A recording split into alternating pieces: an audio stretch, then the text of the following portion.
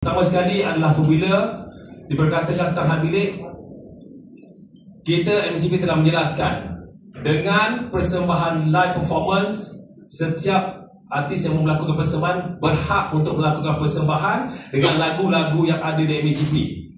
Yang saya nak bagikan di sini adalah saya belum lagi memberitahu lagu apa saya nak nyanyi. Saya belum beritahu apa-apa lagu pun. So kenapa perlu isu ni diperbesar-besarkan? Mungkin saya nyanyi lagu Inggeris, mungkin saya nyanyi lagu India, mungkin saya lagu Cina. Nobody knows. So kenapa perlu memperbesar-besarkan perkara ini? Jadi saya pasti ada agenda tertentu. Itu satu.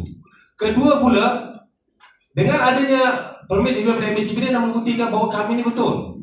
So saya kasihan dengan all orang-orang netizen-netizen yang boleh komen dalam social media mengatakan kita benda tak politisi, tak betul dan sebagainya. Diorang tidak memahami.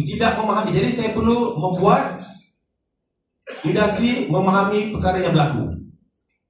MCP cakap memang kami boleh buat konsert dengan live performance, tidak ada kena-mengena, sebab hak milik itu telah diberikan kepada MCP yang akan membuat pembayaran kepada mereka. One.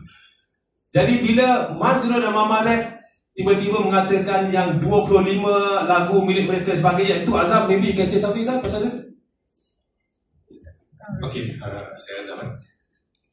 Ini daripada segi penciptaan lagu, saya pun sebenarnya ahli MCP daripada 1992. Dan saya masih lagi aktif sebab saya masih lagi kompos lagu untuk drama. Bukan saya tak aktif dan saya pun tahulah bab-bab pasal hak milik dalam ciptaan lagu ni. Dalam lagu-lagu Foitusi ni mungkin ramai yang tak tahu dan menyangka semua lagu ni pemilik ex manager kami. Tapi sebenarnya lagu-lagu top kami ni macam Fiona, itu lagu Joe. Kami rappers, lagu saya 100%. To Be The Number One, lagu saya. Jadi kita dalam grup tu memang buat lagu. Kalau nak ikutkan daripada first album yang ada 10 lagu, saya rasa lagu Mas Zero ada 3 je. Dari second album pun sama juga. Most of the song yang kita buat tu adalah milik kami sebab kita ni memang asalnya memang musician yang mencipta lagu.